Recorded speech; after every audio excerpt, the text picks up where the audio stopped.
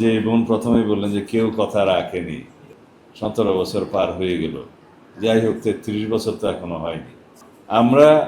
আমি যখন জানতে পারলাম ইন্টারিম গভর্নমেন্টের সময় আমাদের এখানকার নেতা মাননীয় সংসদ সদস্য জনাব লুৎফর রহমান কাজল এবং মেডিকেল কলেজের কয়েকজন প্রফেসর আমার কাছে গিয়েছিলেন, তখন ইন্টারিম গভর্নমেন্টে যারা দায়িত্বে ছিলেন এই মন্ত্রণালয়ে, তাকে আমি অনুরোধ করলাম যে এই প্রকল্পটা অনুমোদিত আছে কিনা জানি না, তবে এই সময় অনুমোদন করে যেন টেন্ডার আহ্বান করা হয়। গণপূর্ত মন্ত্রণালয়ের দায়িত্বে ছিলেন যিনি উপদেষ্টা, তাকে অনুরোধ করলেন। তিনি কথা রেখেছিলেন, অনুমোদন করলেন, টেন্ডার আহ্বান হলো, কনস্ট্রাকশন শুরু হলো। আজকে বোধহয় সেই জন্যই আমার তকদিরে ছিল এটা ফাউন্ডেশন স্টোন লে ডাউন করা।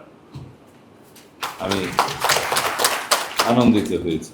শুরু হয়েছিল 2008 সালে একাডেমিক ইয়ার, সম্ভবত 50 জন ছাত্রছাত্রীদেরকে নিয়ে। যেই পর্যটন শহরে আসার জন্য অনেকে সারা বছর প্ল্যান করে, সেই পর্যটন শহরে আমাদের ছাত্রছাত্রীরা তো এমনিতেই আছে। এটা একটা সুক্রিয়া।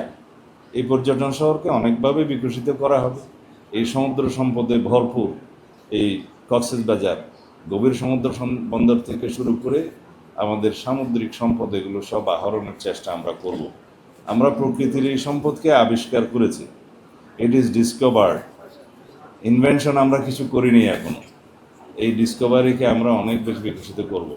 সেই জন্য নেতৃত্ব দরকার, সেই জন্য পরিকল্পনা দরকার, বাস্তবায়নের জন্য অঙ্গীকার দরকার, সর্বোপরি আন্তরিকতা দরকার, আর্থিক সক্ষমতা দরকার।